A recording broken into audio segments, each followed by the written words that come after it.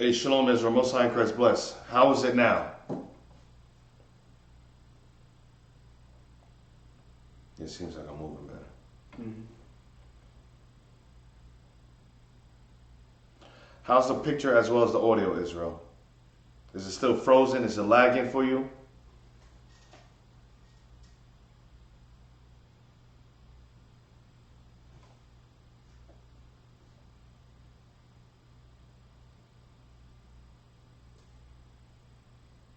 All praises.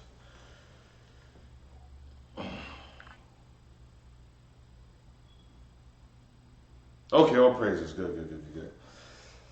All right, sorry about that. Yeah. Okay, good. All praises. Good. Sorry about that once again. Like I said, when you try something new, things, don't turn out the way you want it to turn out. So thank you for being patient with us and bearing with us, all right? We're going to continue class. Last scripture we left off with was 2 Thessalonians. Can you actually enlarge my notes?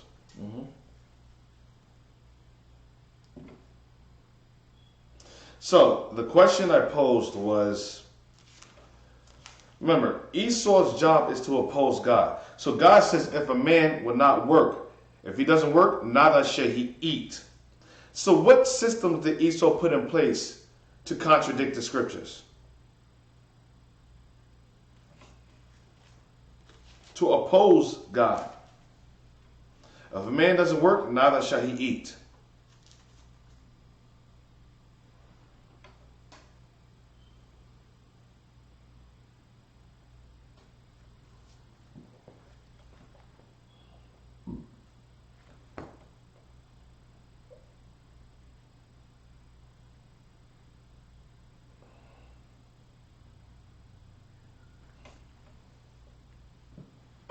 Okay, good.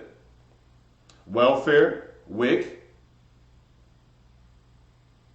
food stamps, good. Very good. So the scripture says, for even when we were with you, this we command you. So getting a job is a commandment.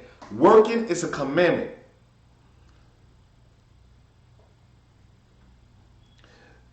If any would not work, neither shall he eat.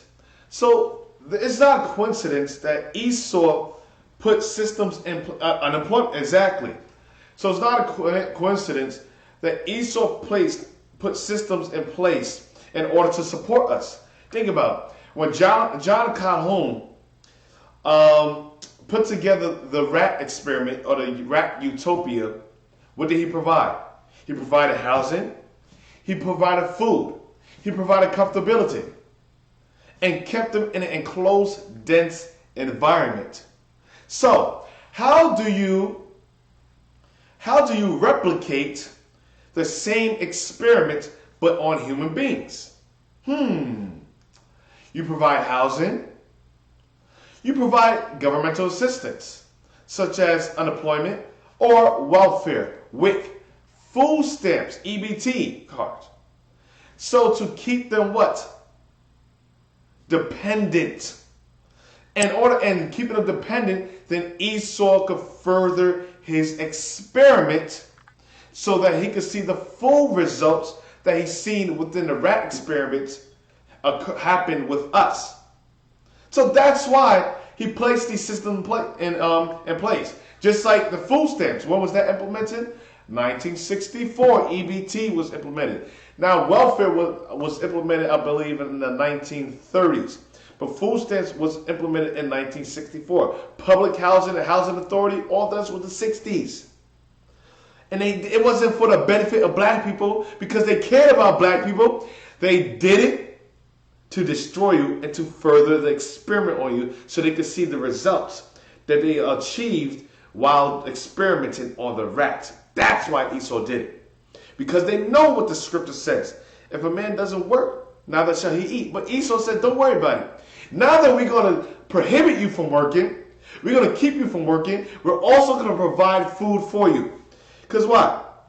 A man's job is to what? To provide food for his household. Let's get that real quick in 1 Timothy's.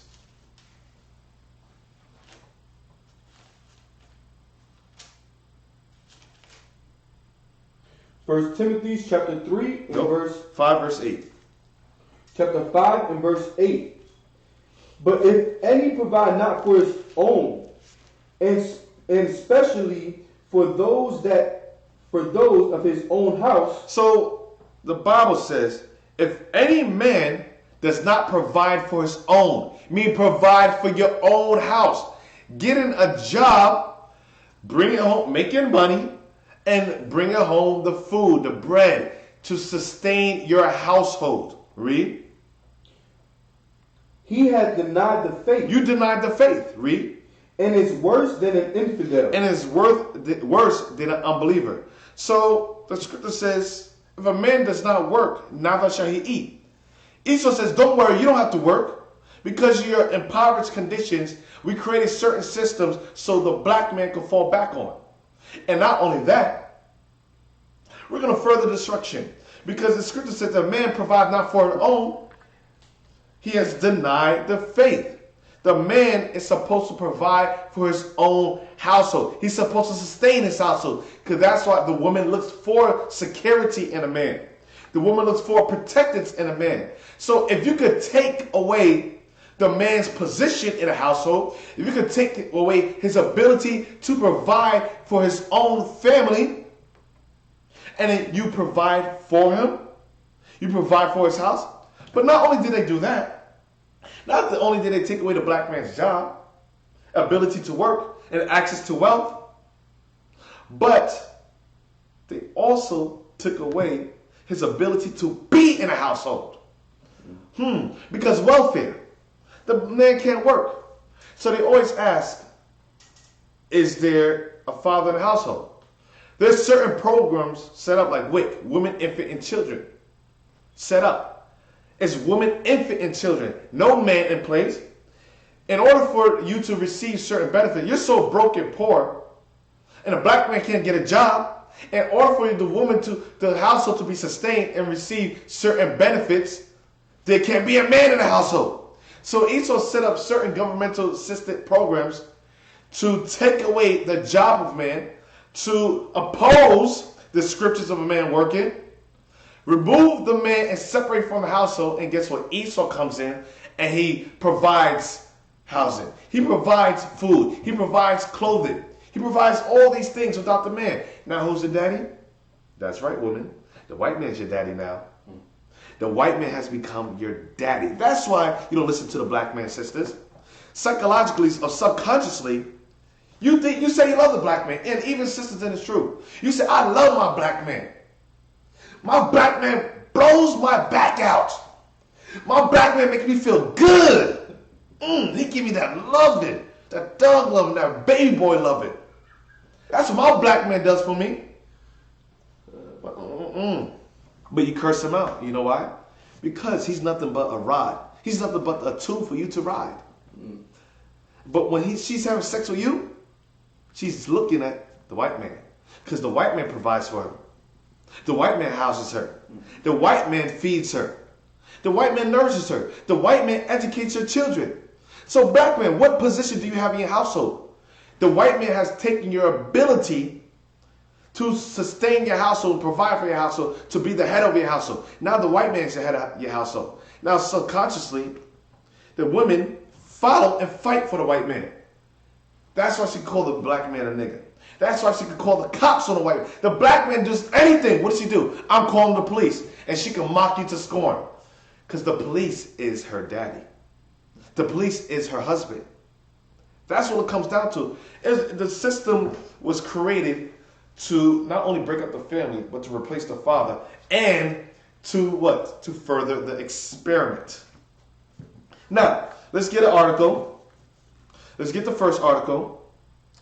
African American face systematic obstacles getting jobs.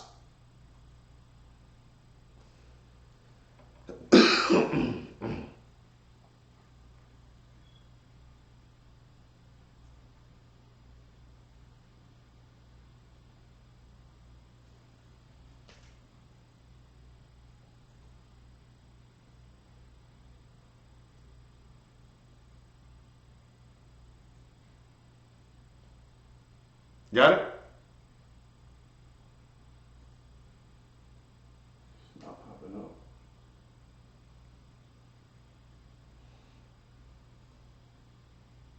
User prepare it.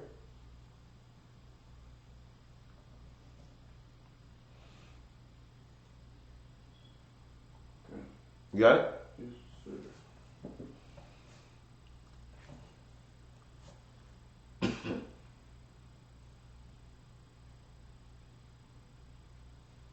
There you go. You can see? Yes, sir.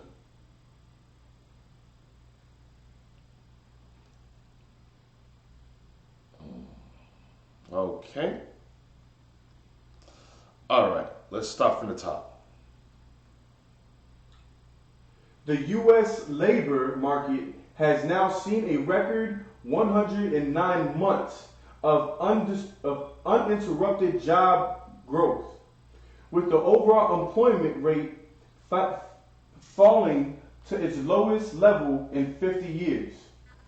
However, African American workers still face more hurdles to get a job, never mind a good one, than their white counterparts.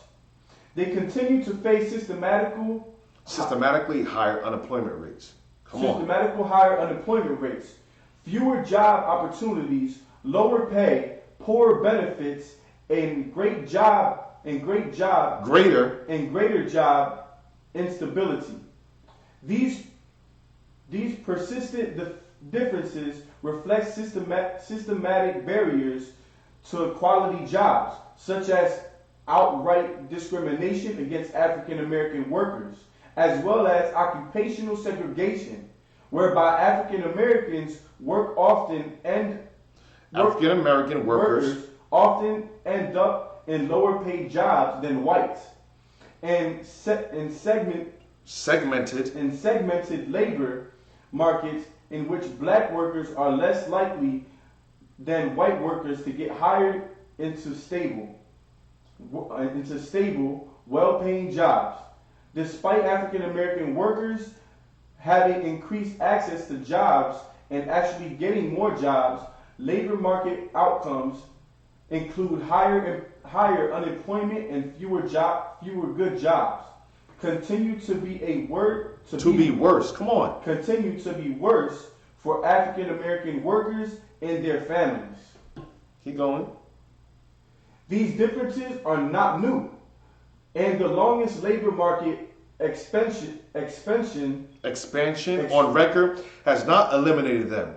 African Americans have always been more vulnerable in the labor market. They regularly experience higher unemployment rates and work in worse jobs, which feature lower pay and fewer benefits than whites. Moreover, they tend to work in jobs that are less stable than those held by white workers. For example, African American workers often see the unemployment rates go up sooner than white workers when the economy soars. And the unemployment rates also take longer to decline when the economy improves than is the case for whites, a phenomenon often described as last hire, first fire. Moreover, unemployed black workers look longer to find and secure a new job than do white workers. All right, now let's get to the video. So it's showing you that the system is set up to prohibit blacks to get jobs. Blacks are on the highest unemployment rate for jobs.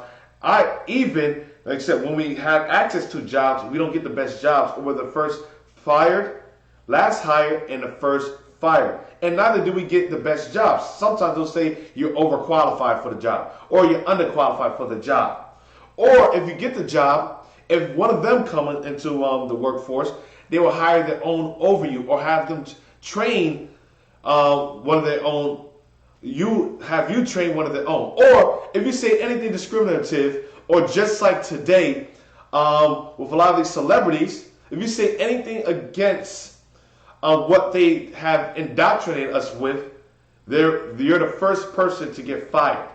So they created the system in order to keep black men from getting jobs. So let's go to the Cabrini Green Housing Project. I want to go to, let's see, 3124. We're going to go all the way to 3325.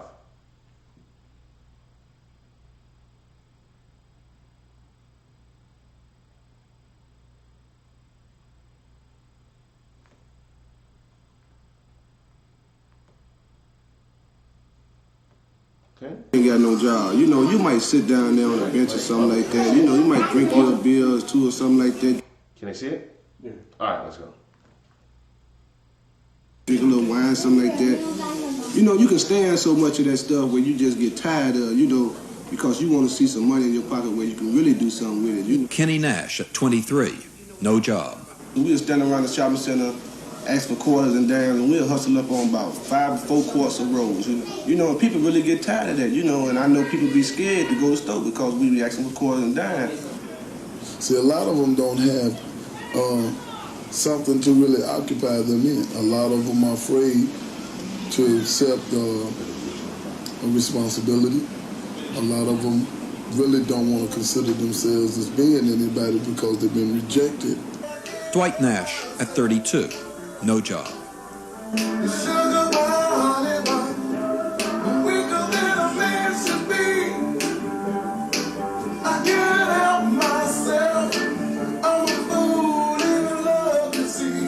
You see, a lot of us don't have motivation behind us to make us want to be successful in life or to further our lives, to flourish into something great.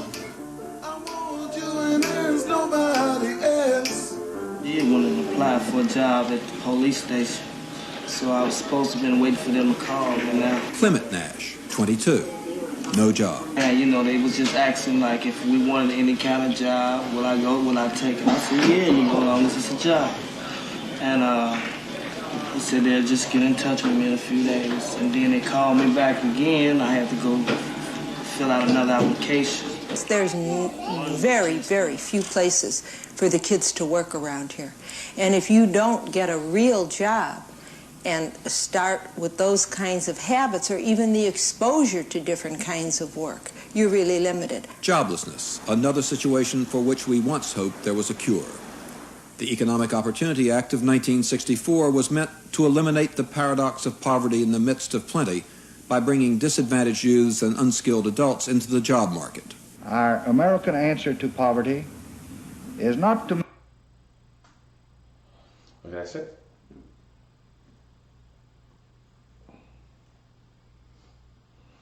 Okay, as you can see, person after person after person, they tried to get a job, but a lot of times they were denied access to a lot of these job opportunities. Like I said, the brothers were applying, but no responses, whether it be 20 or 30 jobs. Now, you have people that actually try to better themselves, but Esau has placed discriminatory systems in place to keep us from obtaining these jobs. Because why? Access to a good job is access to the wealth system of America. Access to the wealth system of America is feeding your family, building wealth within your community, building wealth within your lineage. And this is how they keep us from achieving and building our nation.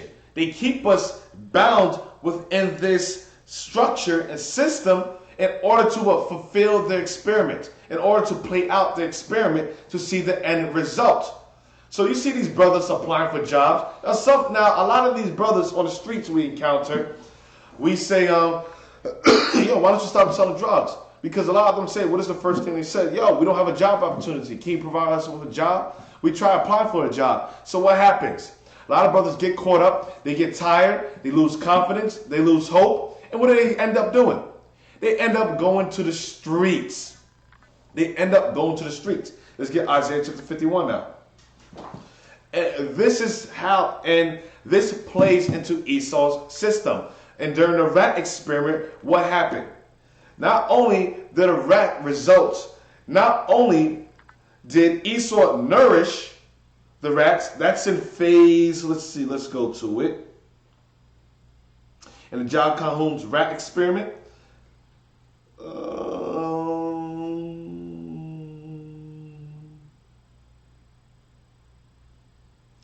okay, that's phase one. It says a 100-day period called strife, a period of adjustment where territories were established and nests were made. So during that same period, remember, food was provided, housing was provided. All their basic needs were provided. So you see the black men not having access to these job opportunities. So during the John Calhoun's rat experiment, after the 100-day period, the rats started what? Developing their own territories. And developing your territories is called gang affiliation. And eventually what happened, and likewise with our community, when we started developing our own territory, we started developing gangs. After we started developing gangs, violence started increasing within our communities. Crime started increasing. Black on black crimes. And if you see the crime map of the start of the crime map all the way to today, you see from the 20s to the 40s or so, crime wasn't really high. I'm going to show you that map too. From the 60s upwards, the crime started, going through the roofs from the 1960s onwards, all the way up to the 90s and so forth. That's when crime started going through the roof, because Esau was conducting an experiment, and they had to put discriminatory laws in place to keep us from the workforce, so that they can further the experiment. All right? Let's go to what did I ask for? Isaiah chapter 51 and verse 20. Mm-hmm.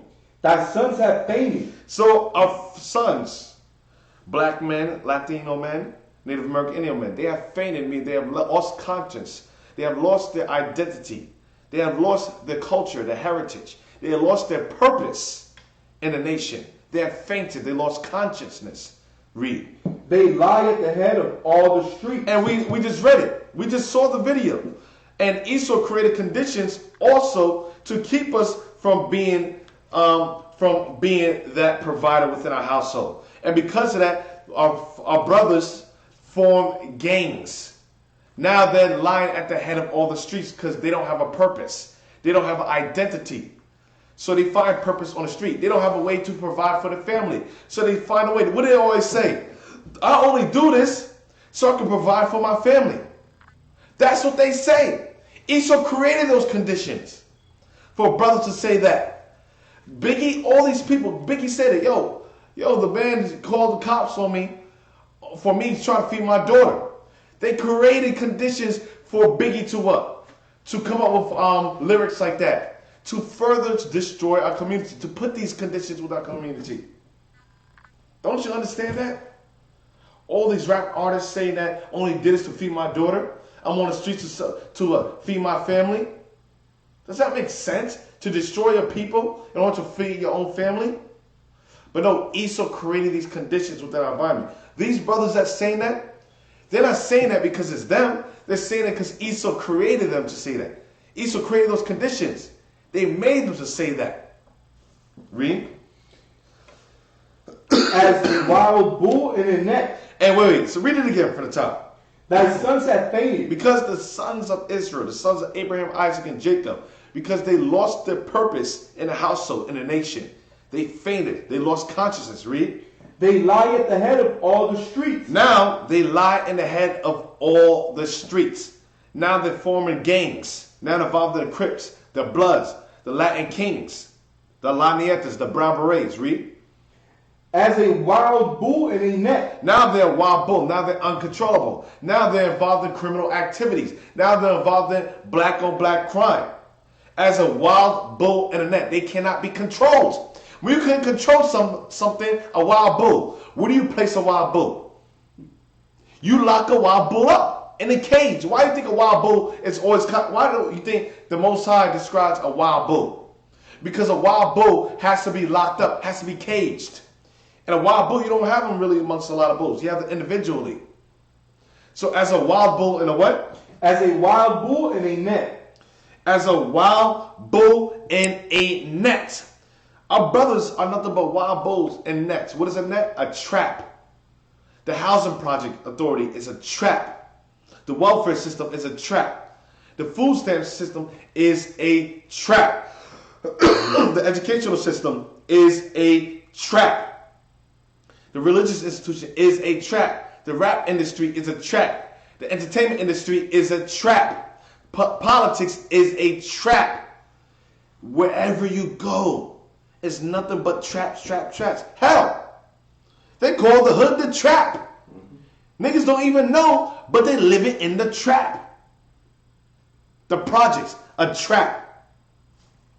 All right, go on. They are full of the fury of the Lord. They're full of the curses of God. Read. The rebuke of thy God. And the Most High allowed all these things to happen. He allowed these traps to occur. All right, let's go to, let's see, what do I want after that? Give me 1 second. Give me 1 second. All right, go to Proverbs 1 verse 10.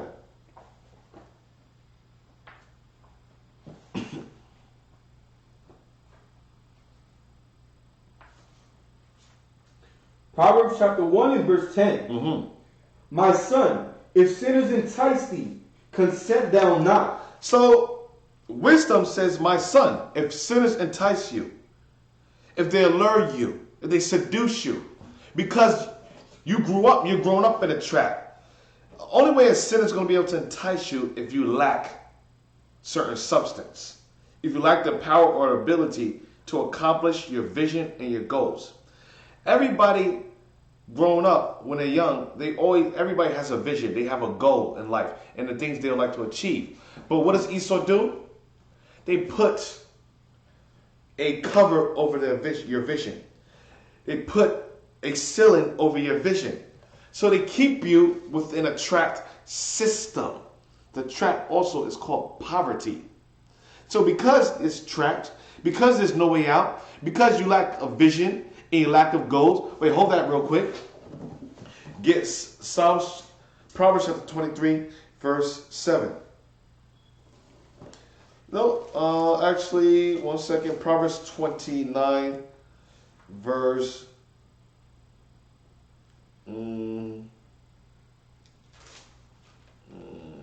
Where there's no vision, the people perish. Get that. Verse 18. Proverbs chapter 29 and verse 18. Mm-hmm. Where there is no vision, the people perish. Where there's no vision, the people perish. Where there's no vision, the people perish. So, a lack of vision causes us to be exploited, causes us to join these traps, to join these games because of a lack of our vision, a lack of our goals not being met, not having hope in a system that doesn't provide hope. So when you don't have hope, when your vision is covered, when your vision and your goals, the ceiling is over it, when you're prohibited from these things, what do? You give up. So now what happens? Proverbs 1 verse 10. There's more on that. That's all. Nope. Proverbs chapter 1 and verse 10. Mm-hmm. My son, if sinners entice thee, consent thou not. Now a sinner will, the only way a sinner will entice you if your purpose is taken away from you. Your wisdom, your education of who you are is taken away from you. Remember, the black man doesn't have a positive figure. We don't have role models. The role models that we have been set up by the powers to be to further destroy our people. The role models are your Little Waynes, your Chief Keefs, your who else? Little Uzi. These are our kids' role models, and that's why they act out the way they're acting. You say, wait a minute, why are you acting like this? Because they're mimicking their role models, what Esau set up. Esau placed our leaders up on the TV. They showed us who we're supposed to follow, how we're supposed to act. That's why kids mimic sagging your pants. Where do they get that from? It's a jailhouse type of attire that the rappers wear. All these things are enticing because of a lack of vision, a lack of direction. Read on. Verse 11, if they say, come with us, let us lay wait for blood, let us lurk privily for the innocent without cause. So this is what happens. It says, let us lay wait. Let us lay wait for blood. Let us lurk privily for the innocent without cause. Read. Let us swallow them up alive as the grave. Let us kill them. Let us destroy them. Let's take everything from them. Not only are they they're as well as they're being oppressed also, but we're going to further oppress them. Read. And ho, as those that go down into the pit, we shall find all precious substance. We shall fill our houses with spoil. Cast in thy lot among us. So what do? Now, not only are they on the streets now doing nothing, hanging out in gangs, now within these gangs, they're stealing. They're robbing our own people. That's why, now go to Isaiah chapter 3.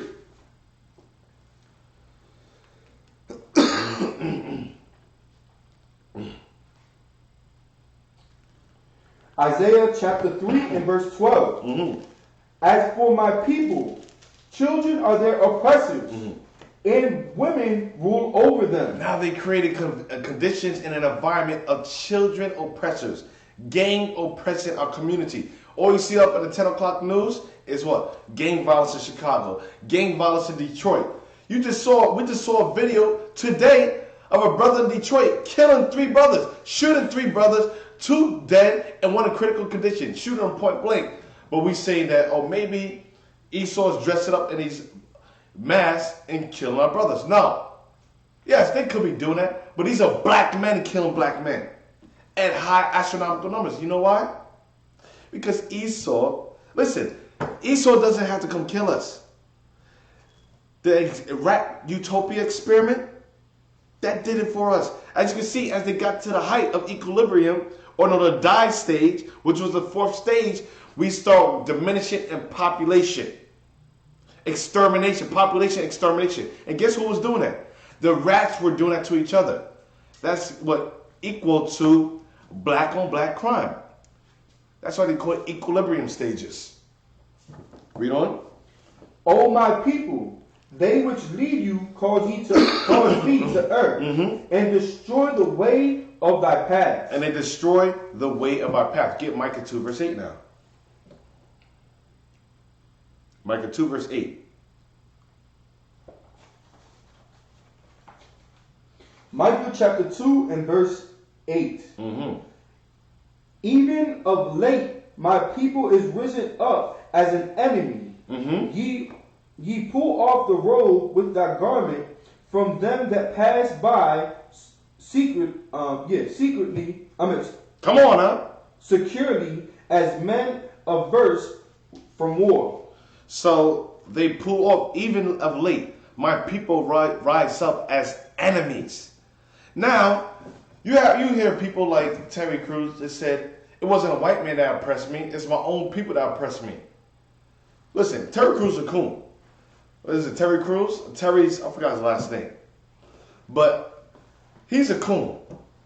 But there's validity in that also. We're oppressing each other. We have become enemies of our own people now. All right? Let's go to Proverbs chapter 30.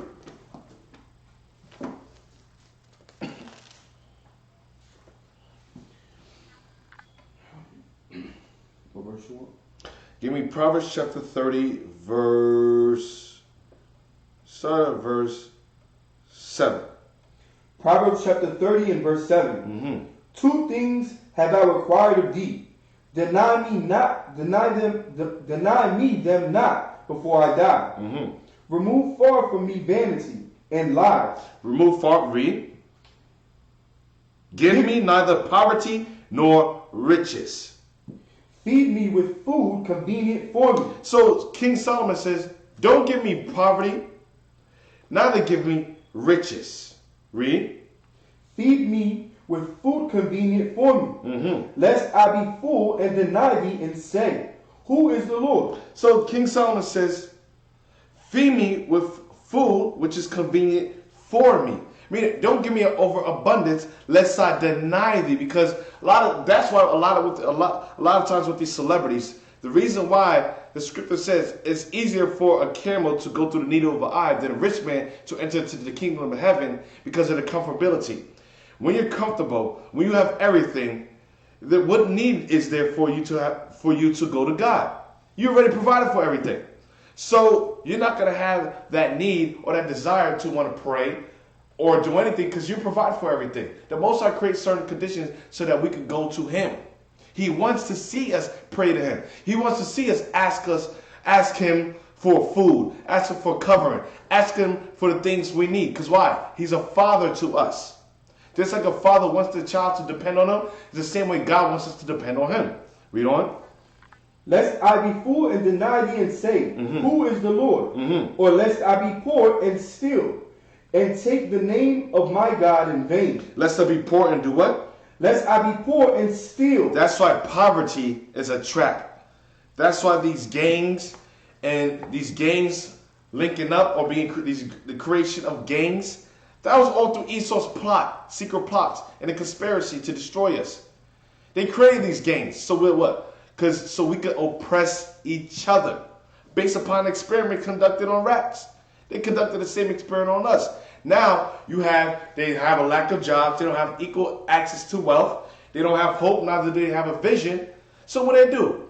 They link up with these gangs. They run around stealing and robbing for each other because of the trap of poverty. If they can't get it, because what did Esau do? They flash the American dream. They flash all throughout the commercials. Rolex, the grandeur TVs, the Gucci shoes. And hip hop, what they show? Flashy chains. They show the Maseratis. They show the Lamborghinis. They show the $1 million houses. They show the beautiful women. They show the chains. They show all these things that plays on our covetousness. And because we don't have anything, we don't have access to these things, we don't have a job, and we're covetous, what do we say? You know what? I want these things. You put something on somebody for so long, you start to desire it. And then you decide you want it, so what do? You say, I'm going to get it by any means necessary. Even if I have to sell drugs, even if I have to rob, steal, or kill, I'm going to get it. And that's the trap that they have created within our communities. All right? And take the name of my God in vain. All right, now let's go back to the Cabrini Green, 2940. Now, these things, not only are these conditions created within the housing projects, but even on the outside. In order to destroy us, in order to get the results they're looking for, they must infiltrate our minds also. So not only do they create these conditions, but they create it on the outside. Once you leave those projects, they say, wait a minute, they might come across information that might change the conditions within the community and the project. So we got to further create conditions on the outside. So that's why in the educational system,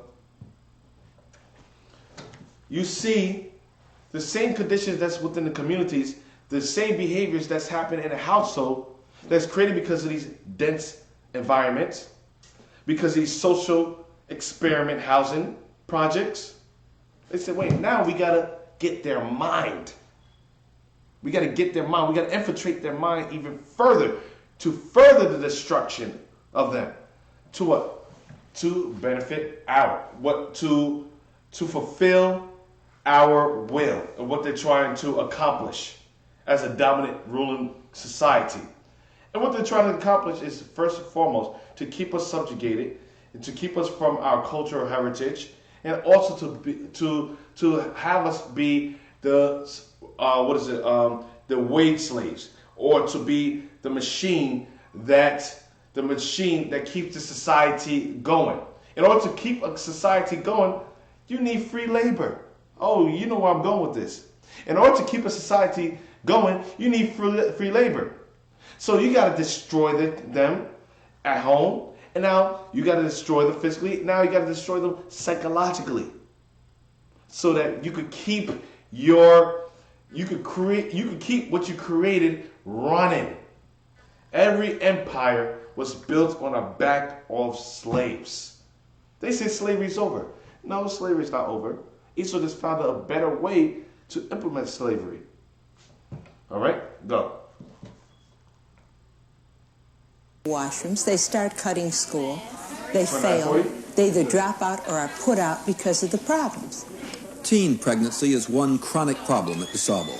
Last year, 300 of 1,000 female students became pregnant. The average age, 15. For the male student, there is the lure of crime.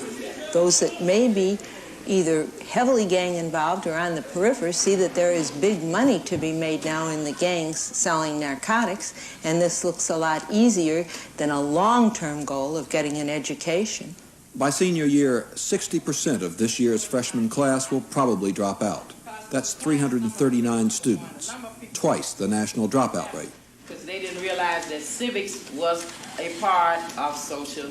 Their future cost to society in public aid, crime, and lost taxes is an estimated $250,000 per person over a lifetime. But the problem goes beyond money. Kenny Nash. What I used to know, like reading, spelling, and all like that, I used to be good in that, and I ain't too much good in nothing. So that kind of affect me on my job, whatever I go look for a job or something like that,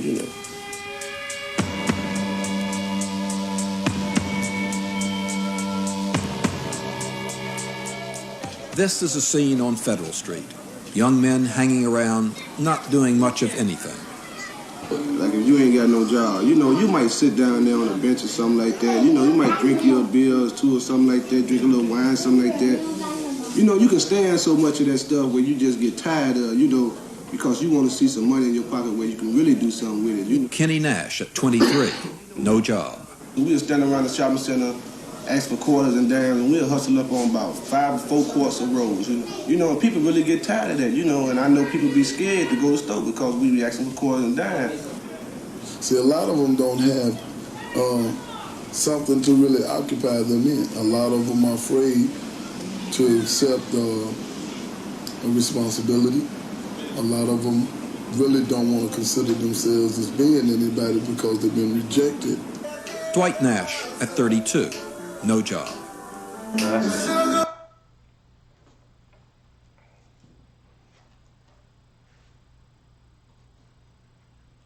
Now, you see, after they created those conditions within the community, what happens? Now, when it comes to time to educate themselves, they said, why black people don't want to be educated? Why do they don't want to read? Because you created an environment and a condition which is destructive. What do the kids see now? What's the purpose of going to school if they can't obtain a job? After you get a job, after some kids, you go to school, you go to college, and you come back home not to get a job. So they say that, you know what? My parents went to college, and they still don't have a job. They still don't have a workforce. They can't go into the workforce. They created the conditions and environment to now there's gangs activities. Now you're seeing the drug dealers and the dealers making more money than these people that went to school, that want to get a job, that want to get a degree. And now, so when the children by the time the child gets to school, what happens? What happens by the time the child gets to school? He already has conditioned in his mind the behaviors that he learned within his community, within the projects. It's called social learning.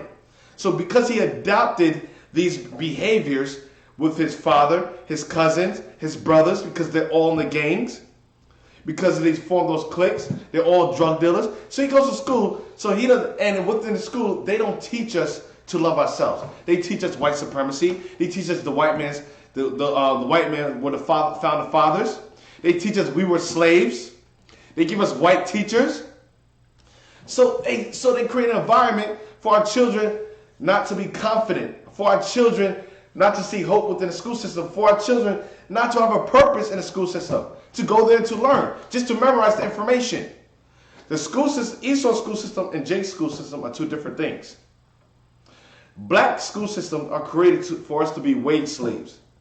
White school system is created for Caucasians to be the dominant ruling class, to have jobs, blue-collar jobs, to be CEOs over companies, to be businessmen, to be entrepreneurs, to be investors.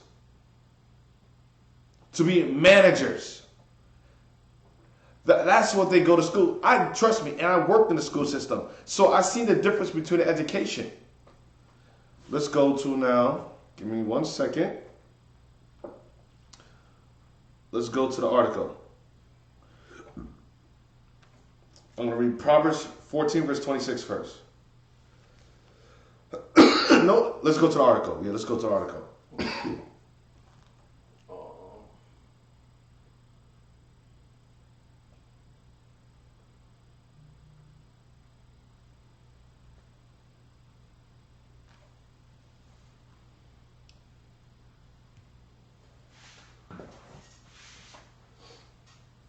Why do our schools look like prisons?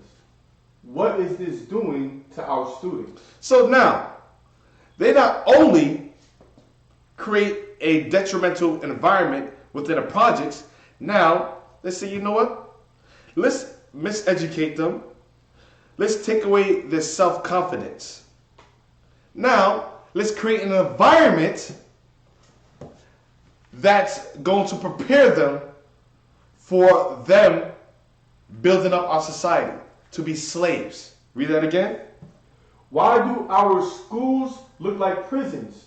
What is this doing to our students? So why do our schools look like prisons? What you're going to notice, what you're going to see is our schools in black communities, in urban communities, in inner city schools, they were structured and created, even from the mannerism and the rules that were placed, was created to look like prisons. It doesn't stop there. The experiment doesn't stop there. They are conditioning you. They're conditioning us from your living quarters all the way to you being educated. They're not educating you to be entrepreneurs. They're not educating you to be the dominant society. They're educating you to be the wage earners, the wage slaves of society. That's what they're educating you to be. They're conditioning you to go to prisons. Why? To condition you to go into prison? So that, because why? Under the 13th Amendment, under the 13th Commandment, it states that you are a slave if you are considered a criminal. Slavery is abolished except for the fact if you have been imprisoned. So when you go to prison, you are legally a slave of the United States of America. It's all conditioning, from your housing to the schools. Read on.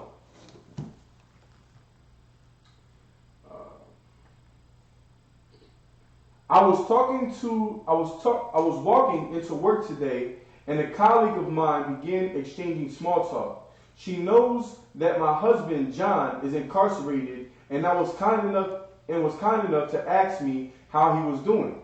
I told her that all things considered, he's doing really well, and that I was excited to see and spend time with him this weekend. She asked me if it was rough there, meaning Sing Sing. I told her that somewhat. Damn, my bad. Come on. I told her that from what John was sharing with me, prison is inherently a horrible environment in which to live, especially as he was, for a long period of time. However, he, being the consummate optimist that he is, always reminds me when I started hyperventilating at the mere thought of those conditions, that just like anywhere else, prison is what you make of it. Go on. With that, just as he approached the front steps of the school building, the conversation shifted slightly when my colleague said, "You know what I noticed? The school looks just like prisons." My colleague has no idea that I write for a blog, or that I recently wrote a blog about the very topic not too long ago. Her comment solidified that her topic. Come on, read it properly, man. Her comment solidified what I and so many scholars know to be true. Urban schools in low socioeconomic neighborhoods are designed to look and feel like prisons inside on purpose. For example, I recently learned that in many schools that are filled with black and brown students, you are deemed low performing. The students, are not allowed to stand up in the cafeteria during their lunch period. I'm sorry, but this is ludicrous. Students are expected to sit quietly in their seats during most classes. This is what's considered compliant behavior. I don't necessarily agree with that, but I'll save that for another blog on another day. Suffice it to saying that even taking students outside for class or simply to run up and down and be kids in the most basic sense of the world is frowned upon by some educators. They say it promotes the children behaving in unruly manner, but I disgrace it. But I digress. That's it? Oh, there's more. All right, that's it. So, as you can see, oh God. As you can see, the school system had, and I worked in the school system. I worked in the worst of the worst schools in Newark. I mean, the worst of the worst schools. And when you look at the environment, it's a prison, and the kids act like that. And if you misbehave, if you misbehave,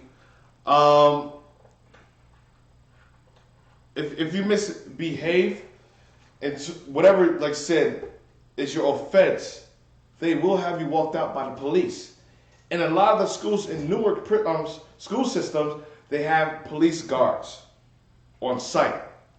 This is only in black communities. They have police guards on site. You don't see this in white neighborhoods. And guess what? I worked in white schools. You don't see the police in there.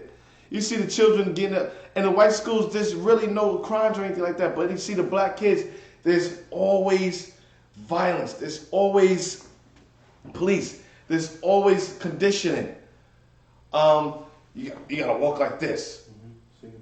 Single file line. Even with the whole coronavirus, when the kids go back to school, you can't leave your classroom. You can't switch classrooms. You're not gonna have music classes. You can't participate in sports. So it's gonna be even worse. So the kids are gonna act out even more. All right. Now let's go to the video.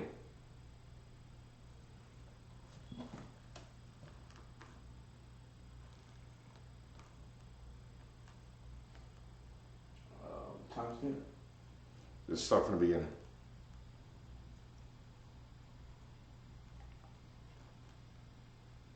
There's this phrase that you might hear in the news sometimes, the school to prison pipeline.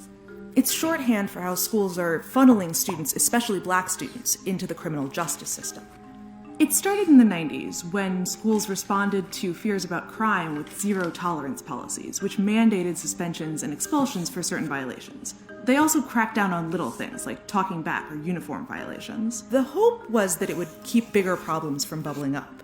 But as a result, out-of-school suspensions have doubled since the 1970s, and they keep increasing even though juvenile crime rates have now been dropping for years. Around the same time, the number of police officers stationed full-time inside schools has increased by a third between 1997 and 2007. Ostensibly, they were there to prevent mass school shootings like the one at Columbine, but they end up being a way for schools to basically outsource discipline to the police. Schools with officers have 5 times as many arrests for disorderly conduct as schools without them. Sometimes the results are shocking. But the less visible effect is that schools are feeding the racial disparities in the criminal justice system. Consider the fact that schools are more likely to have an officer on their campus if the student population is more than 50% black. You might assume that that's because there's more crime at these schools, but although students at police schools are more likely to be arrested, they're not actually more likely to be charged in court for weapons, drugs, alcohol, or assault, at least according to one study. During the 2010-2011 school year, 1 in 6 public school students in the US were black, but they accounted for 1 in 3 arrests at school. Same goes for other forms of school discipline. Black students are suspended or expelled 3 times more frequently than white students. It actually begins in preschool. 18% of preschoolers are black. But if all preschoolers suspended more than once, 48% are black. Studies show that differences in behavior can't fully account for these disparities. Black students and white students are sent to the principal's office at similar rates, but black students are more likely to end up with a serious punishment. One study found that white students are more likely to be suspended for provable offenses like smoking or vandalism. Black students are more likely to be suspended for subjective offenses like talking back or insubordination. Students who are suspended in school are more likely to later drop out or get arrested. So the federal government is asking schools to make suspension and expulsion the absolute last resort. In Oakland, California, public schools are trying something called restorative justice, where both parties in a... Now, I have a question for you guys. What year did they say the school to the prison pipeline first started taking away?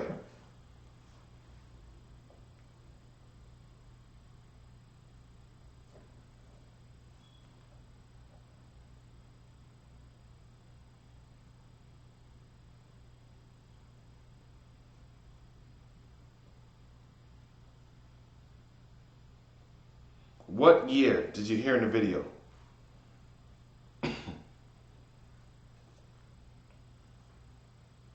Okay. Okay. Good. Paying attention.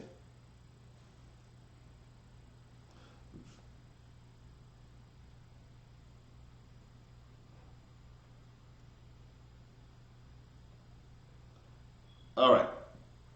For those, the most of you got it right. 1990s. Go back to the beginning of the video.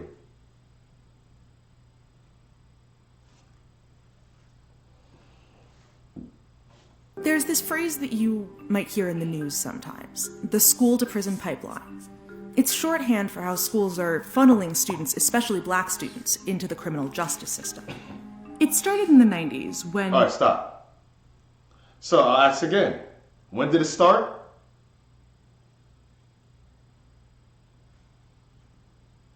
When did it start?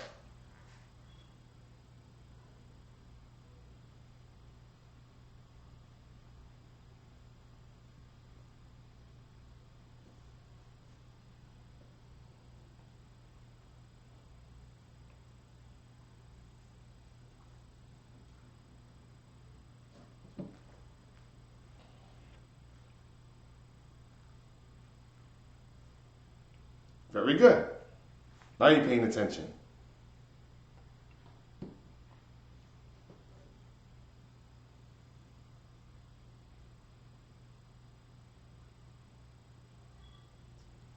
Keep that year in mind. Keep that year in mind. Go to Proverbs 22, verse 6. Very good. Proverbs chapter 22 and verse 6. Train up a child in the way he should go, and when he is old, he will not depart from it. So the scripture says to train up a child in what he should go. So as parents, we're supposed to train up our children in the laws of God, to condition them to be model citizens of society, to be God-fearing men and women. But what does Esau do? Esau takes away our parenting ability, our right to parent our children. They have created a system and conditions to what? To train up our children for us, so that what? We can fit in their agenda. So we could build up their society, so we could be the wage slaves that manufacture or that feed this country to be the most powerful economical machine that's ever been seen.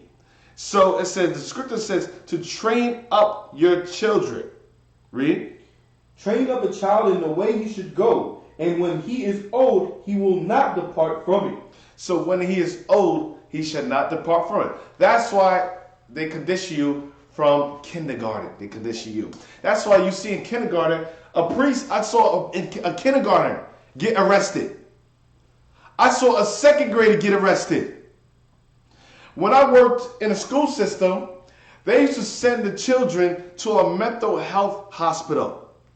And some of them used to be sent in those straitjackets. I used to see this for myself.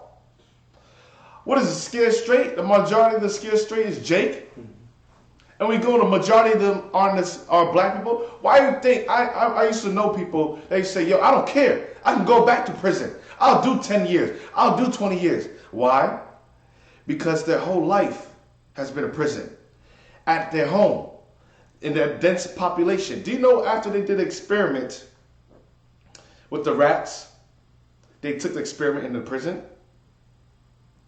So after they create that dense population, the living quarters in a dense environment, they create those conditions, and it interferes with your growth, and it alters you as a person. What happens? Now they go to the schools. Now we're going to create a condition. We're going to condition them to be comfortable with prison. So now when we send them to prison, they're like, I don't care. I can go back to prison. I'm used to prison. Why? Because their whole life they've been in prison. From their housing the projects to the schools. That's why they call it school to prison pipeline. Their whole life, Esau's conditioned us to be accustomed to going to prison. That's why black men says, I don't care, I'll go to prison. I'll do a 10-year bid. I'll do a 20 bid. Like it's nothing. Like it's nothing. Because they've been conditioned in this environment. When they do line up, when our voices is stopped, when our history is taken away from us, all these things plays a role in the conditioning of our youth. That's why the scripture says Esau, instead of doing it for righteous reason, Esau says, they expelled my 5-year-old from kindergarten. Damn. I was too. Oh, you expelled too? Well, I can say you probably bad as hell. So, yo, and listen, me being a teacher, some of these kids were so bad. I'm like, yo, how is it possible that, yo, it was so, I can tell you stories for days, the things I see.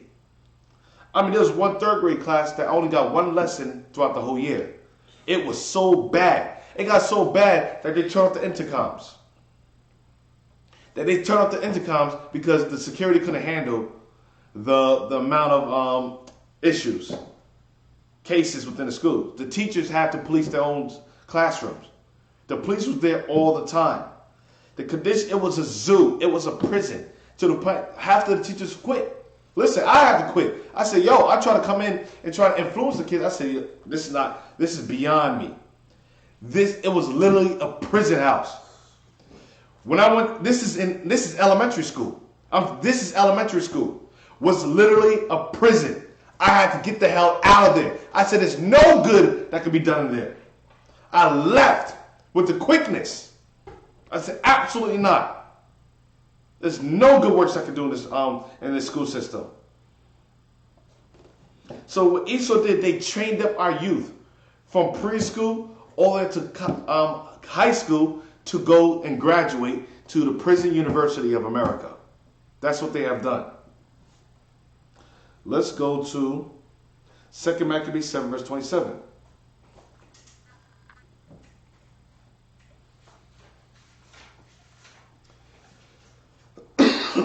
Second Maccabees chapter 7 and verse 27. Mm-hmm. But she, bowing herself toward him, laughing the cruel tyrant to scorn, spake in her country language on this manner: O my son, have pity upon me, that I bare thee these 9 months in my womb, and gave thee suck 3 years, and nourished thee, and brought thee up unto this age, and endured the troubles of education. You see, the mother endured the troubles of education. That's why they take the father out the household. Because why? Because the father is the bread provider. The father is supposed to bring home, the way we had it set up in the 20s and 30s and the 40s and 50s and 60s was the father went out to work in factories, and the father brought home the substance, the bread, the food, the clothes, fed the family, clothed the family, provided for the family. And what did the mom do? The mom educated The mom homeschooled the children, instilled values into the child, instilled confidence into the child, instilled black power, unity, cultural power, economics, home economics.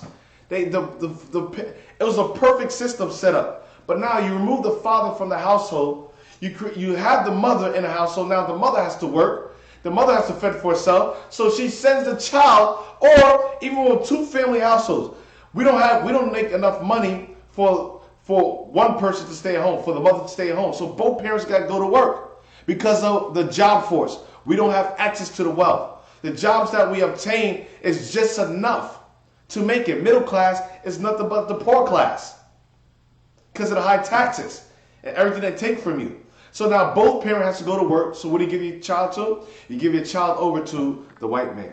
You give them over to the educational system, which further conditions them. But it is the mother's job that's supposed to what? Educate the children. That's why he said, that's why it's imperative that you pull your kids out and educate them if you can. Educate your child if you can. All right? Let's go to Deuteronomy 28, verse 48. So Esau has created an environment for us to be dependent on them from everything. Deuteronomy chapter 28 and verse 48. Therefore shalt thou serve thine enemies which the Lord shall send against thee, in hunger, and in thirst, and in nakedness, and in want of all things. And in want of all things. You have to go to your enemies for everything. For food, for clothing, for water. The things they're supposed to get from your God, the things that your husband is supposed to provide for you, you got to go to the other nations. And not only that, they're also going to educate your children. Let's go to Leviticus 26 now, verse 17. Leviticus chapter 26 and verse 17. And I will set my face against you, and ye shall be slain before your enemies. They that hate thee shall reign over you, and ye shall flee when none pursueth you. They that hate you shall reign over you. And that's why you go into the school systems, who teaches the children? Mostly white females. What is white female? Or even if it's Jake, there's teaching a Eurocentric curriculum, school curriculum, which uplifts white supremacy and downplays black unity or black power or proper Israelite education. So they condition us because why? They control the school system. They control the curriculum. They control the information. So they further indoctrinate us and take away that confidence. They take away that image of ourselves. They take away that entrepreneurship. They take away that self-sustaining condition. They take away the ability to sustain our own families and our own nation. So they create an environment like this. Now, I want you to keep a date in mind. What date does I ask you guys to remember? That has to do with the schools.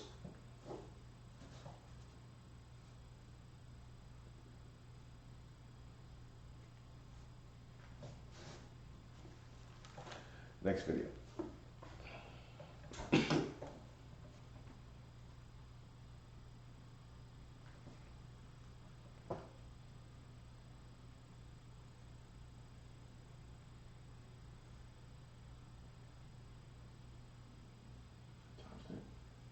Start from the beginning. Okay, good. The 90s. The 1990s. Let's see what else occurred during the 1990s for them to further the destruction in order for us to what? To accomplish this school to prison pipeline. Remember, they conditioned us in our housing projects to exhibit certain behaviors, to exhibit violence, criminal activities, self-hatred, to remove the father from the household, create prison environments within the school system. Let's go. Play that.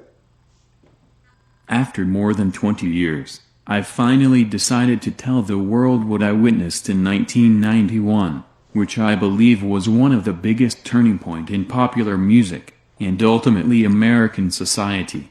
I have struggled for a long time weighing the pros and cons of making this story public, as I was reluctant to implicate the individuals who were present that day. So I've simply decided to leave out names and all the details that may risk my personal well-being and that of those who were, like me, dragged into something they weren't ready for. Between the late 80s and early 90s, I was what you may call a decision maker with one of the more established companies in the music industry. I came from Europe in the early 80s and quickly established myself in the business. The industry was different back then. Since technology and media weren't accessible to people like they are today, the industry had more control over the public and had the means to influence them any way it wanted. This may explain why in early 1991, I was invited to attend a closed-door meeting with a small group of music business insiders to discuss rap music's new direction. Little did I know that we would be asked to participate in one of the most unethical and destructive business practice I've ever seen.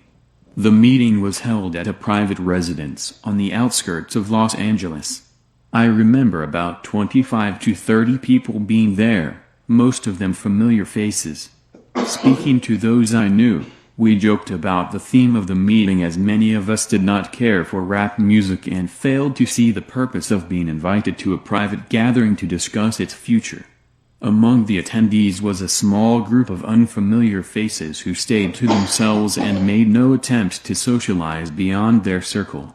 Based on their behavior and formal appearances, they didn't seem to be in our industry. Our casual chatter was interrupted when we were asked to sign a confidentiality agreement preventing us from publicly discussing the information presented during the meeting. Needless to say, this intrigued and in some cases disturbed many of us. The agreement was only a page long but very clear on the matter and consequences, which stated that violating the terms would result in job termination. We asked several people what this meeting was about and the reason for such secrecy, but couldn't find anyone who had answers for us. A few people refused to sign and walked out. No one stopped them. I was tempted to follow, but curiosity got the best of me. A man who was part of the unfamiliar group collected the agreements from us. Quickly after the meeting began, one of my industry colleagues, who shall remain nameless like everyone else, thanked us for attending. He then gave the floor to a man who only introduced himself by first name and gave no further details about his personal background.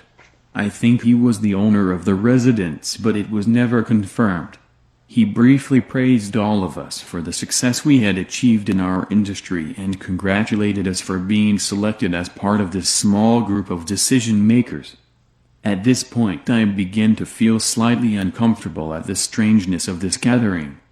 The subject quickly changed as the speaker went on to tell us that the respective companies we represented had invested in a very profitable industry which could become even more rewarding with our active involvement. He explained that the companies we work for had invested millions into the building of privately owned prisons and that our positions of influence in the music industry would actually impact the profitability of these investments. I remember many of us in the group immediately looking at each other in confusion. At the time, I didn't know what a private prison was, but I wasn't the only one.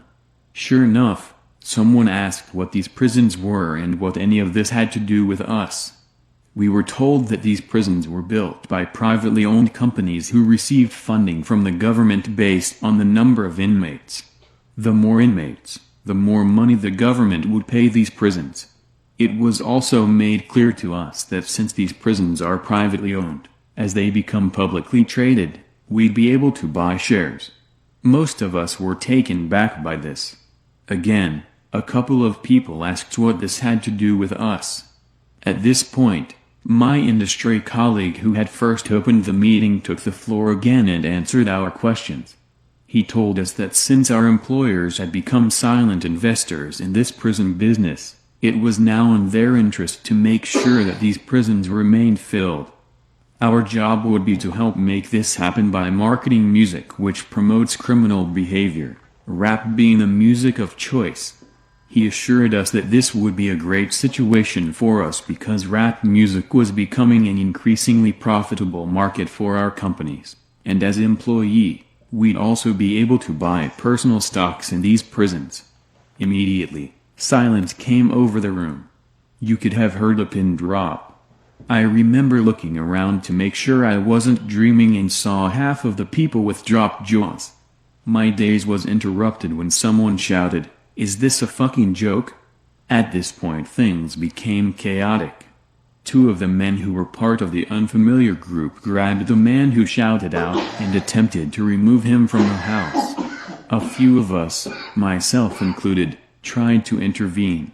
One of them pulled out a gun and we all backed off. They separated us from the crowd and all four of us were escorted outside.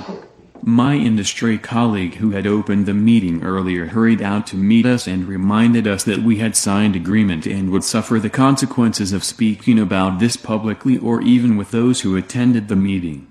I asked him why he was involved with something this corrupt and he replied that it was bigger than the music business and nothing we'd want to challenge without risking consequences.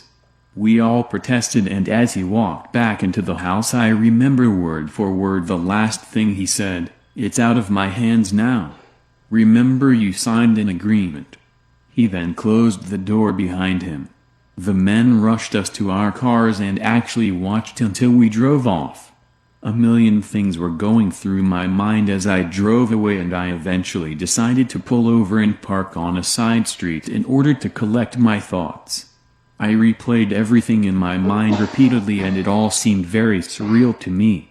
I was angry with myself for not having taken a more active role in questioning what had been presented to us. I'd like to believe the shock of it all is what suspended my better nature.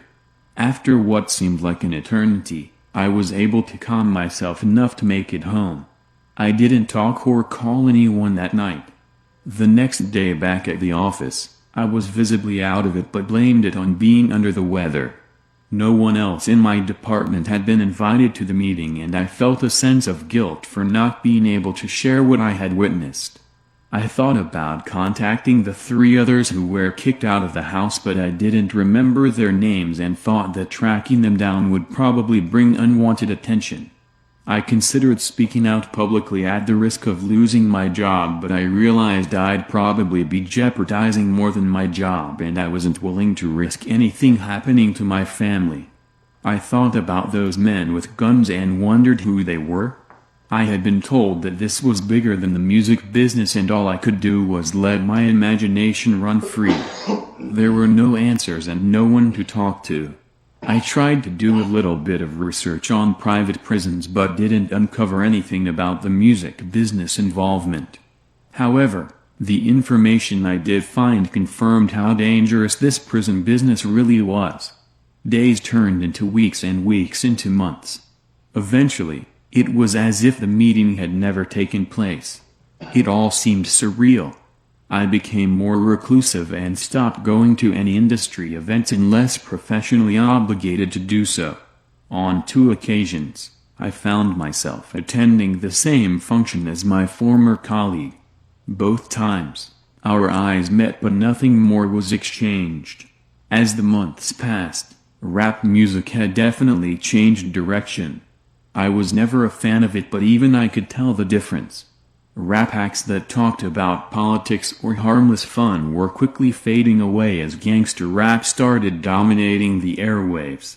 Only a few months had passed since the meeting but I suspect that the ideas presented that day had been successfully implemented.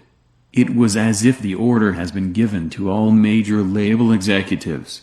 The music was climbing the charts and most companies were more than happy to capitalize on it. Each one was churning out their very own gangster rap acts on an assembly line. Everyone bought into it, consumers included. Violence and drug use became a central theme in most rap music. I spoke to a few of my peers in the industry to get their opinions on the new trend but was told repeatedly that it was all about supply and demand. Sadly, many of them even expressed that the music reinforced their prejudice of minorities. I officially quit the music business in 1993, but my heart had already left months before. I broke ties with the majority of my peers and removed myself from the... Get there on the next video ready. So, you see, in the 1990s is where you really see, it happened before that, but that's when you really see the school into the prison pipeline being incorporated even further. So if you look at the series of events that occurred, in order to accomplish their goal, they had to start from the beginning, from the housing projects. With the housing projects, the John Calhoun's rap utopia, what did they do?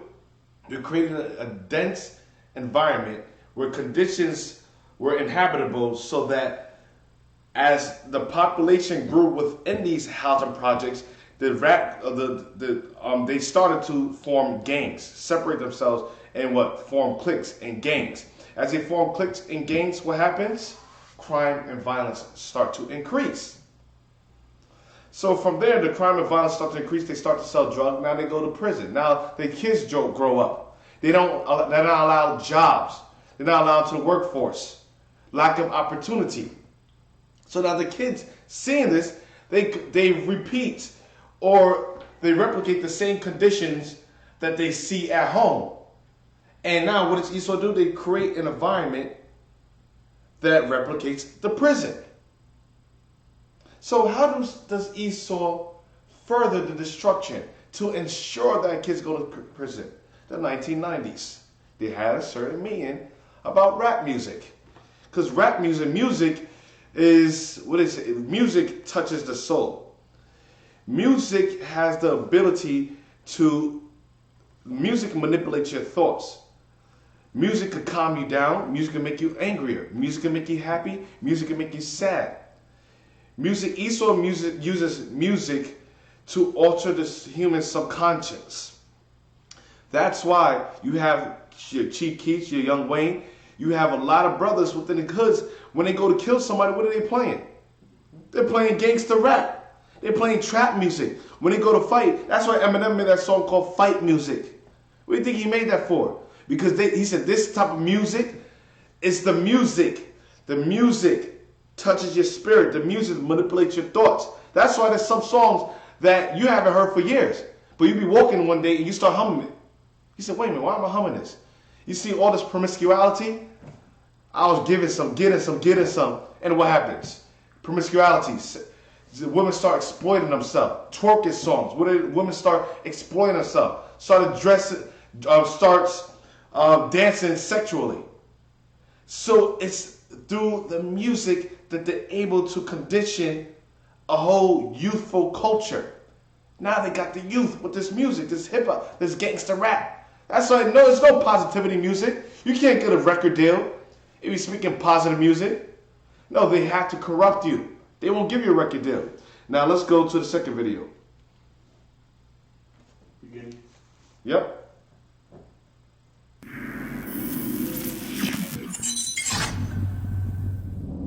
Now, as an MC and a lyricist, when you look at hip hop today, what was it? Go to 2:13.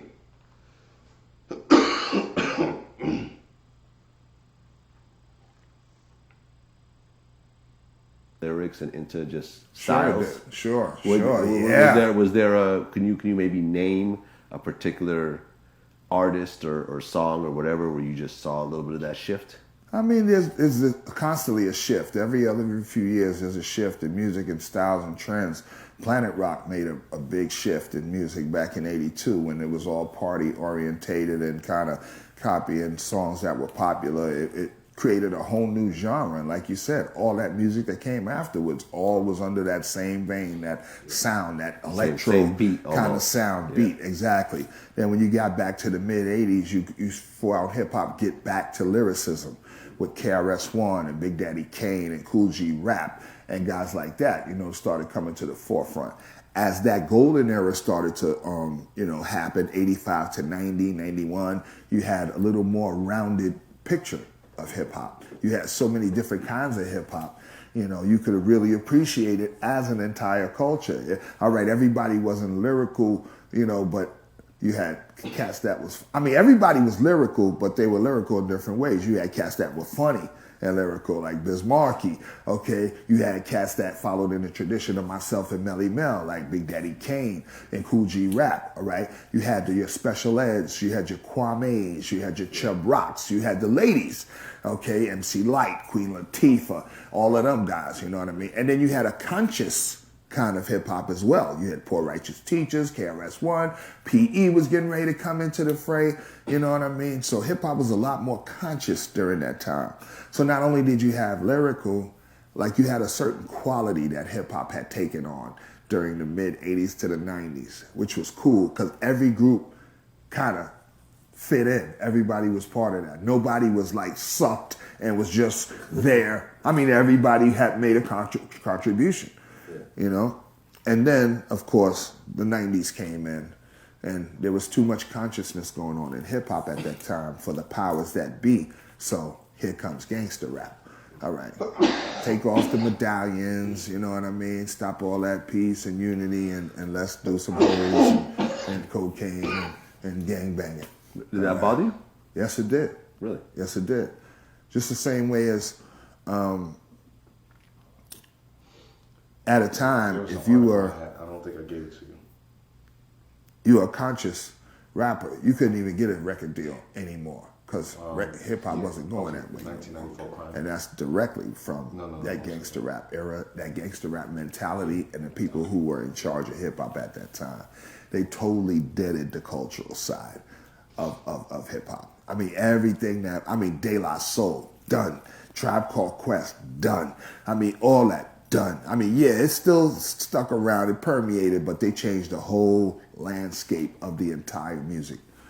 So, what did you think of NWA? NWA, I thought they were great for what they were doing, but I thought they was a definite detriment to our people, the message they were giving out. You know what I mean? The music was groundbreaking and extraordinary, amazing. You know what I mean? But I wasn't. And I was out there at the time. I know them. I'm familiar with them. We had a club out in L.A., Zulu Nation had a club. 1 Corinthians 15, verse 33.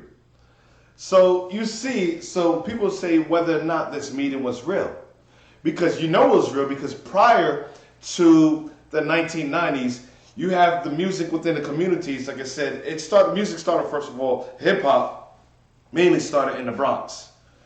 Some people say Jamaica, whatever the case may be. They say where Benjamin hip hop came from. What, Judah, you know Judah came up with that. No, but so hip hop started with the Bronx, and it was about positivity. Brothers in the hood, you know, speaking about a positive message. What was going on in the community? The oppression of the white man. You have KRS-One was actually incorporated biblical concepts as actually speaking about Abraham, Isaac, and Jacob and the Israelites being black. So there was a consciousness and there was a self-love and unity that was being promoted within the black community. That was a way of communication. They say the way you know the times, or what was going on at times, excuse me, the way you know what was going on during those times is by what was being played, the music that was being produced. You could tell what's happening within a culture based upon the music. You could tell what's in the minds of the people based upon the music. Like you have, for example, the 60s. What type of music were you hearing during the 60s and 70s?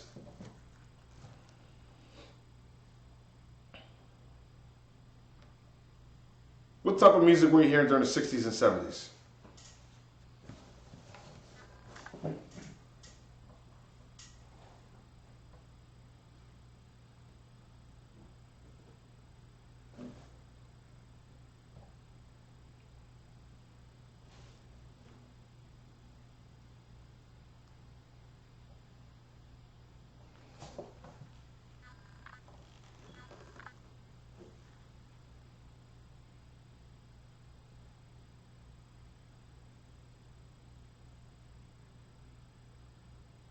Okay, good. So Sam Cooke, Baby Music, Making Music, Judah, Growing Old Together, Soft Slow Jams, soul blues.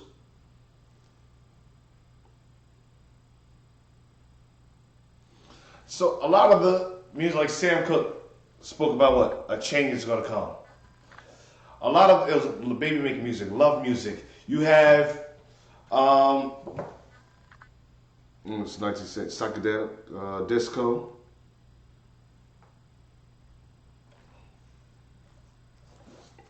Oh gosh,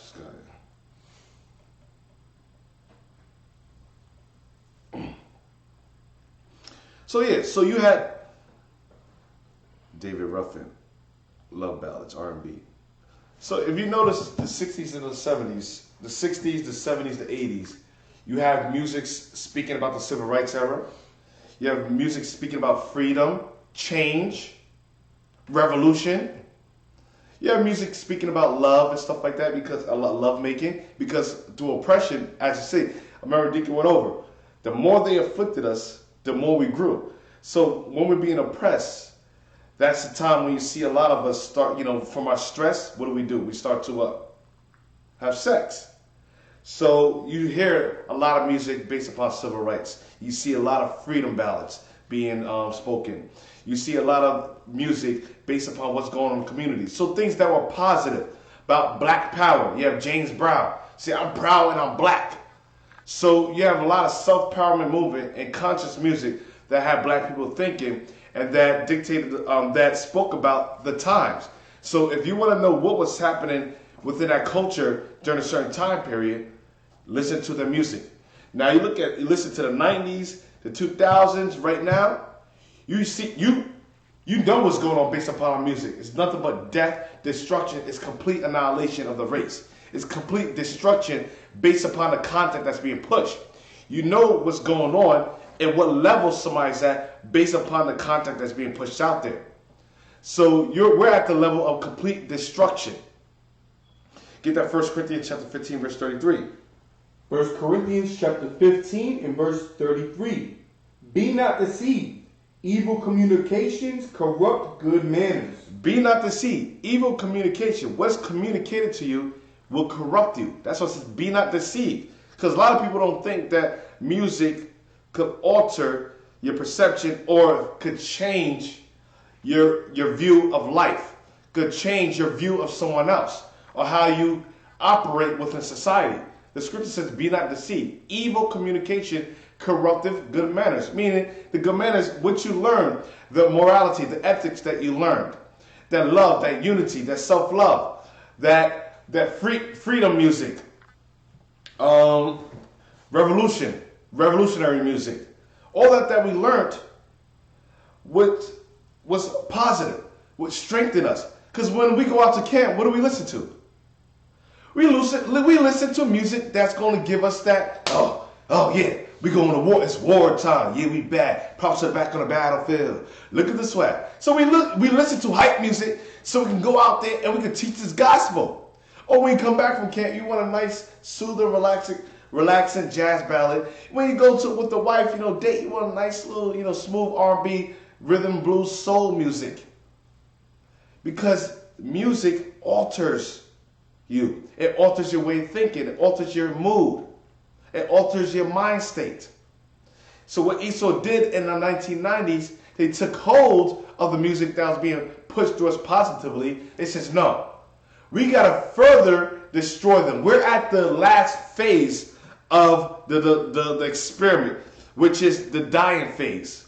We got to further progress the destruction of the community. So let's even further that. We need more numbers. We need more money. We need more prisoners to build up our corporations, to build our companies, to work for us for free. Because slavery was abolished, so we don't have free labor. We're losing money. So we got to create a system with all that money that we lost to put it back in our pockets. Okay, this is what we're going to do. We're going to push within our mind. We're going to subconsciously place violence and crime. We're going to alter their judgment. We're going to alter the perception. We're going to take away any type of strength, unity, black love, community values, morality. And we're going to poison their mind with evil rap music, with gangster rap music, with promiscuity, with sexuality, with drugs. which is going to corrupt them. So when they hear the music, they want to have sex. They want to smoke weed. This music that I used to, in the world, I used to listen to just to smoke weed. This music we used to listen to just to go to clubs, just to talk to girls. This music that they say, yo, listen to Drake, yo, say Uncle Luke taught me how to have, how to talk to girls, or how to get down, how to make a girl go down. The music is the children's teachers. That's why I said, be not what? Be not deceived. Evil communications corrupt good manners. So be not deceived. The evil communications, the music that they communicate to our people is meant to further the destruction, to incriminate us, to imprison our youth. That's why our youth don't care about going to prison. That's why they listen to Chief Keef. That's why they used to listen to Young Thug. That's why they used to listen to Lil Wayne, Lil Yachty. That's why they listen to trap music, gangster rap music, NWA. Because why? Because that's what's fed to them. And what's fed to you is going to come out of you. Whatever you eat is going to show on the outside. So whatever we consume is what we push for, what we exhibit within our communities. And that's why you hear killing, murder, keep pushing killing, keep pushing murder. Now, I think killing and murder is astronomical now. Why do you think the murder rate is so high now? Because they keep on playing in your mind 24/7. Keep playing it, keep playing. Kill your brother, kill, murder, sell drugs, rob, exploit your women. Women don't care about yourself. Have sex. Be promiscuous. Give head. I was getting some head. Oh, let it pop, let it drop. Twerk, all day, every day. It's like a hypnosis. Then you start doing it. I'm telling you, the music is one of the major influences within the black community, to the point they call it the hip-hop culture. Hip-hop has become black people's culture.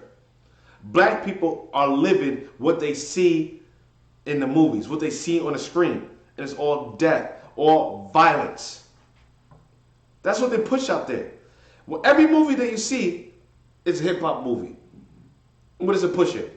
Gang affiliation, gang violence, black on black crime. Majority of movies that has to do with black people is pushing that type of perception. Now let's go to Psalm chapter 52, verse 1.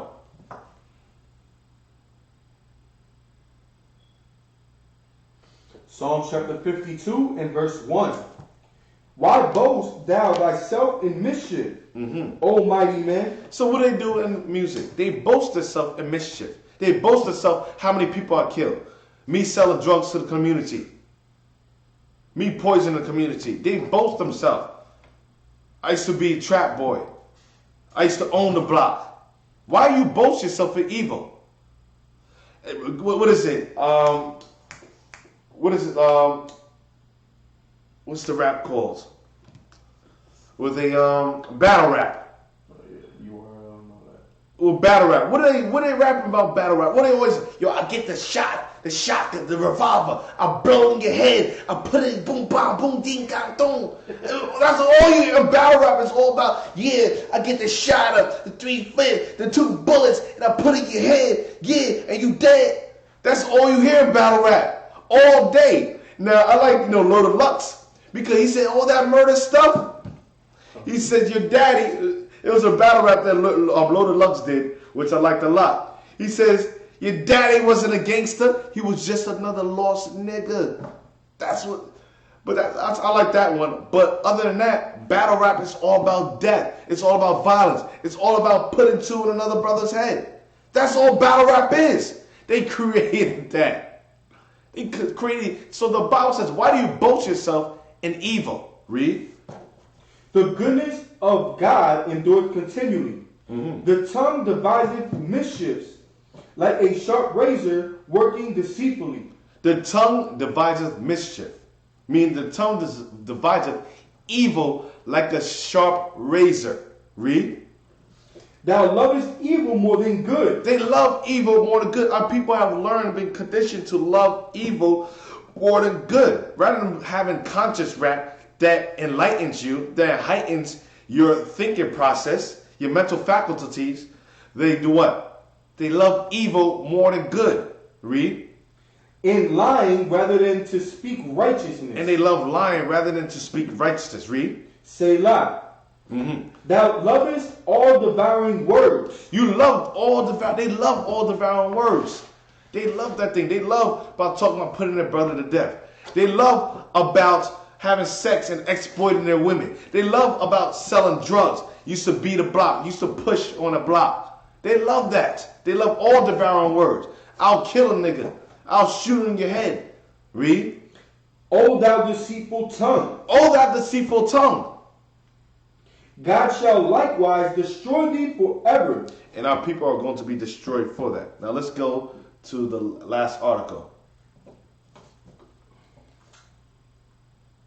And then we're going to end it at that.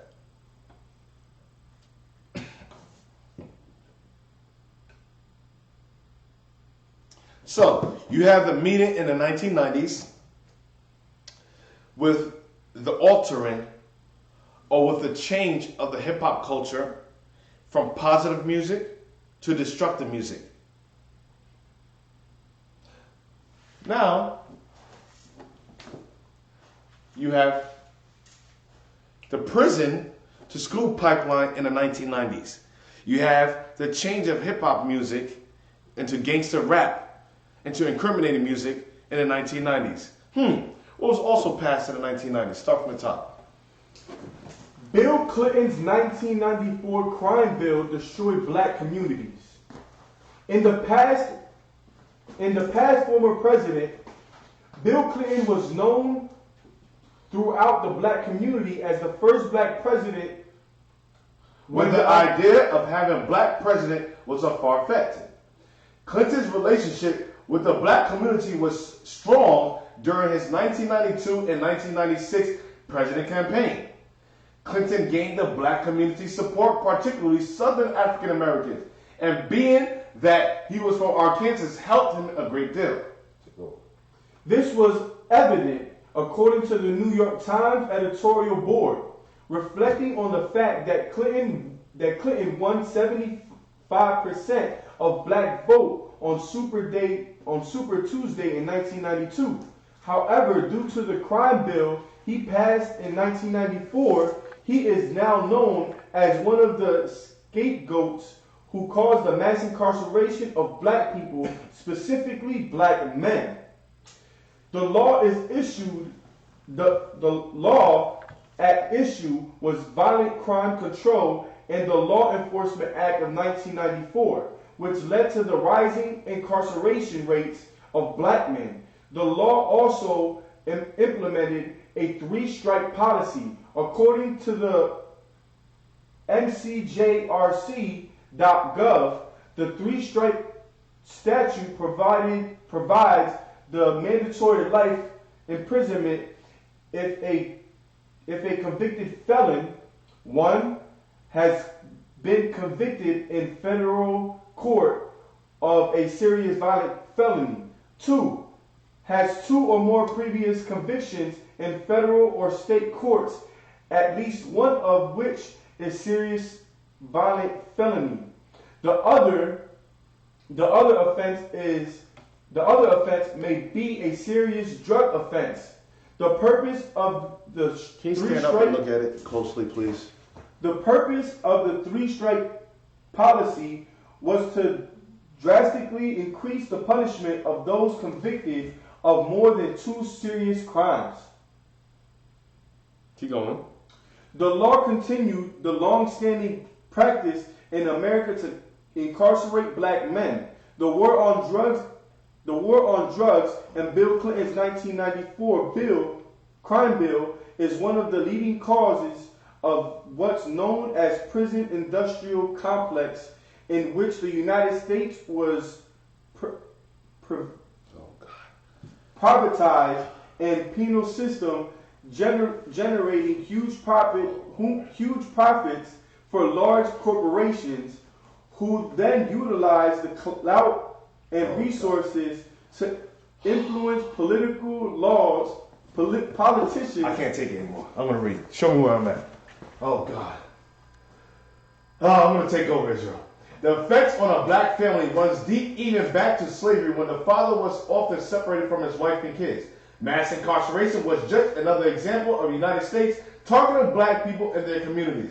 Regardless of propaganda that many mainstream media outlets put out there painting that the narrative that black people are naturally criminal and dangerous is simply not true. We cannot ignore the numbers of incarcerated people in the United States is abnormally high, mainly caused by many years of incarcerated black men for non-violent drug offenses.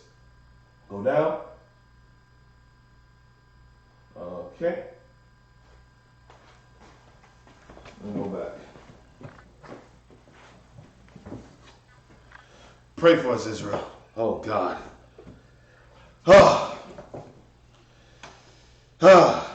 Man. All right. You see? The educational system destroyed us. It did.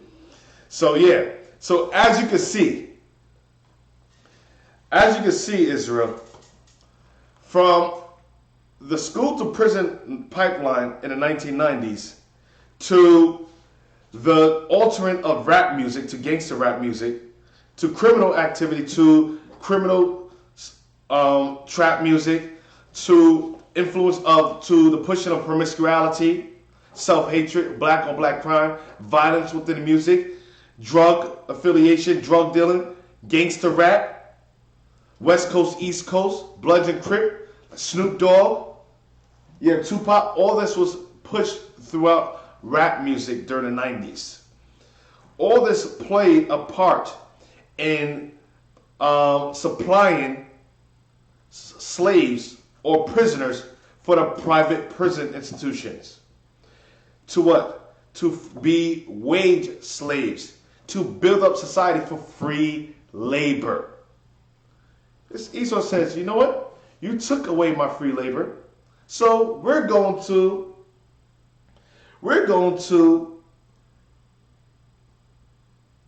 intelligently, or we're going to secretly create a system, a self-destructive system that puts the people in the same conditions that they were in slavery.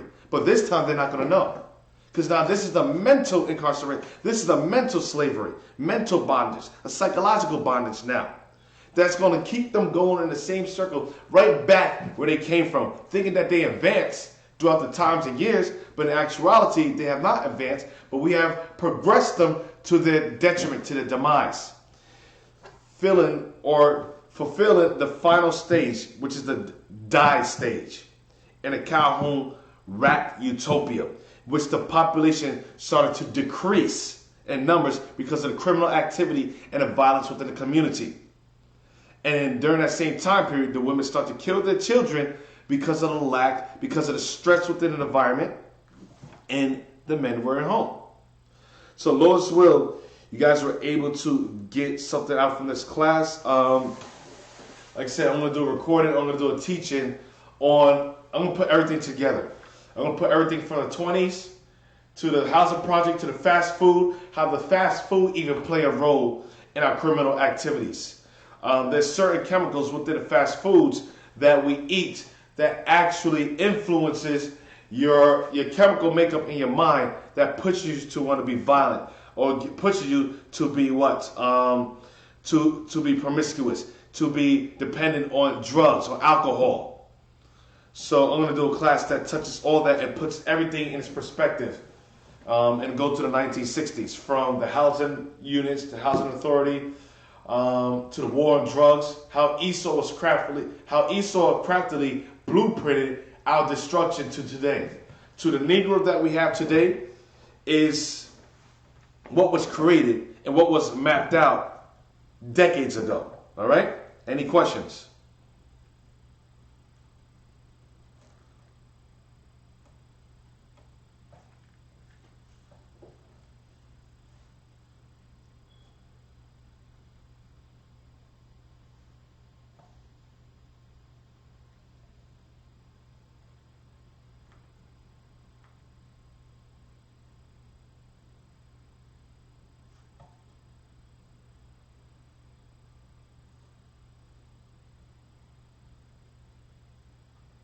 Mm-hmm. That Popeye chicken sandwich.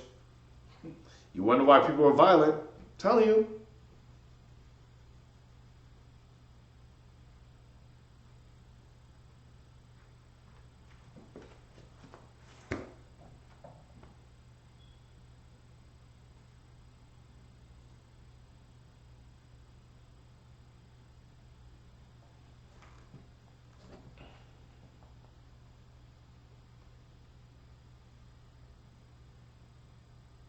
What time is it?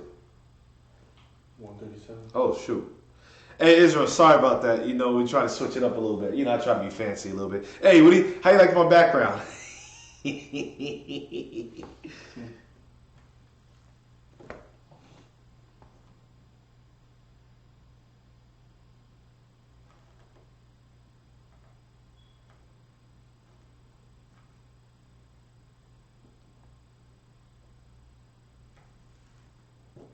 Try to be professional. Try to be a professional prophet. You know, but you know, we kind of sacrifice a lot of time because of that.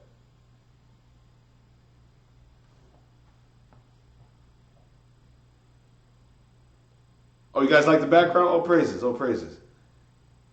Damn. Is it? Oh, he's asking a question. Oh, he don't even know. He can't tell.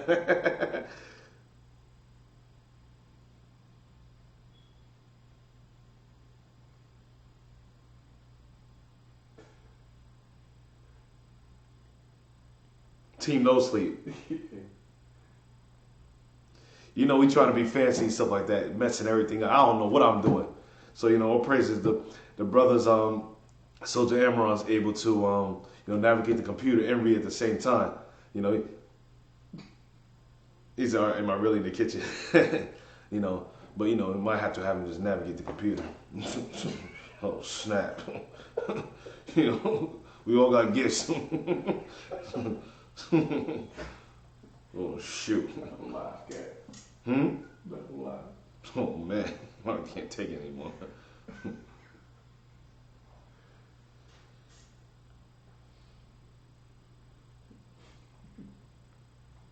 You're fired. I'm gonna do weirder. I can't take it. You do the camera, all that stuff.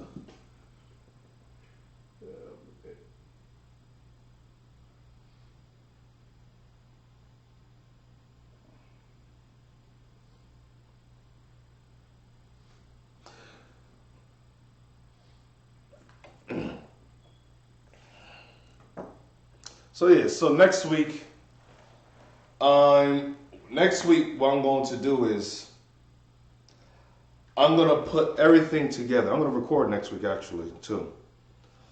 We're gonna put everything together and show you how Esau. I know we broke everything up, so next week I'm gonna start early. So next week's gonna be an extended class. I'm gonna start early. And we're going to document everything in clear details. How everything fit in. How Esau fit everything in the puzzle. I broke everything up. Now I'm going to put everything all together. So the class is going to be pretty much repeated of the previous class with new information added. I'm going to touch some points that I haven't touched before. But I'm going to start all the way for the 1920s. All the way to the 1990s. So I'm going to put that together so you guys can see the plot. I mean, we're going to go into the war of drugs. We're going to go into all of that. We're going to go into the crime rate. We're going to touch all. Go upstairs, baby. You just look crazy.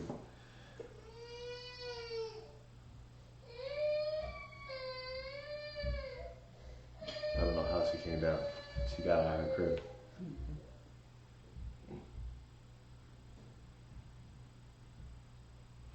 All right, so Lord, so next week class we're gonna start. Now that we're be patient with us, Israel. We're getting accustomed to this new system that we have going.